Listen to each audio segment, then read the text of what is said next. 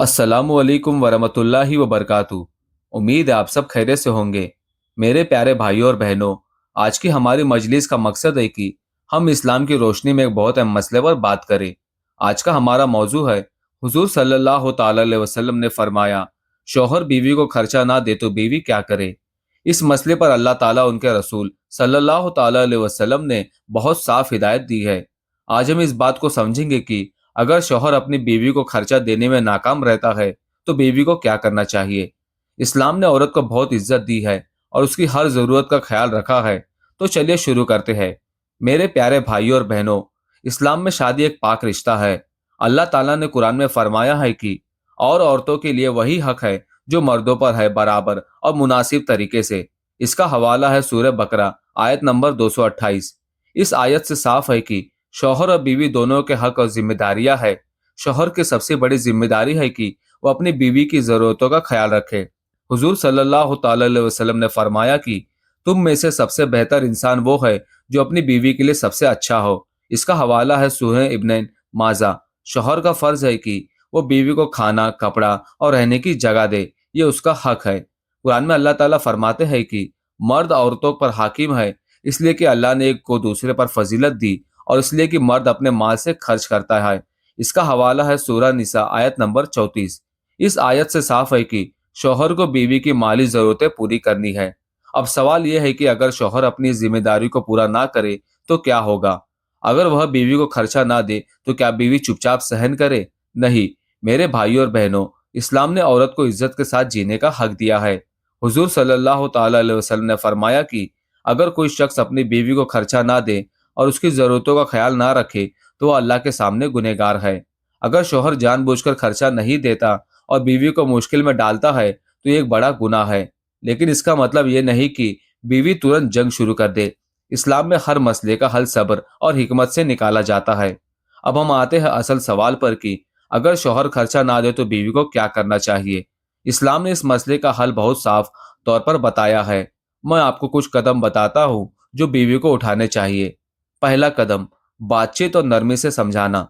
सबसे पहले बीवियों को चाहिए कि वो अपने शौहर से प्यार और इज्जत के साथ बात करे। हो सकता है कि शौहर किसी मजबूरी में हो, जैसे कि नौकरी ना होना या पैसे की तंगी।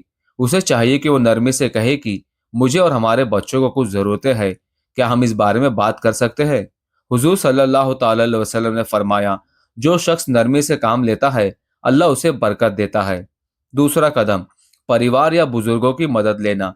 अगर शौहर बात ना माने तो बीवी को चाहिए कि वो अपने शौहर के परिवार के किसी समझदार इंसान से बात करे। इस्लाम में मसले हल करने के लिए सलाह मशवरा बहुत ज़रूरी है।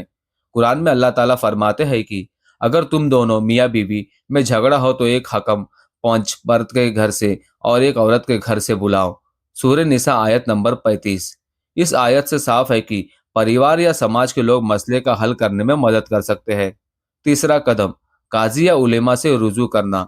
अगर फिर भी मसला हल ना हो तो बीवी को चाहिए कि वो किसी काजी या आलिम से मिले।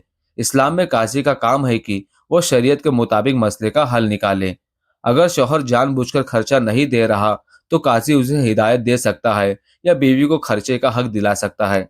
चौथा कदम, सब्र और दुआ। हर मसले में सबसे जरूरी चीज है सब्र और अल्लाह से दुआ। बीवी को चाहिए कि वो अल्लाह से मदद मांगे। अल्लाह ताला फरमाते हैं कि और जो लोग सब्र करते हैं अल्लाह उनकी मदद करता है।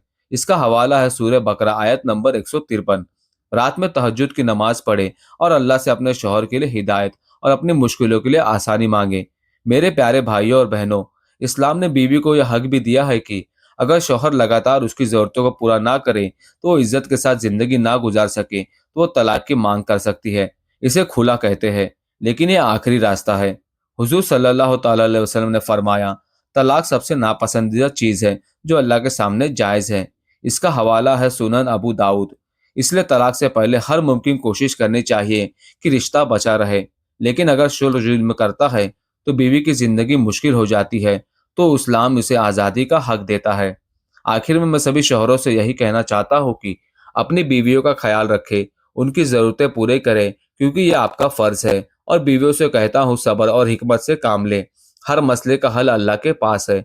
आइए हम सब दुआ करें, ए अल्लाह हमारे घरों में सुकून और मोहब्बत दे, हमारे शौहरों को हिदायत दे और बीवियों को सब्र दे।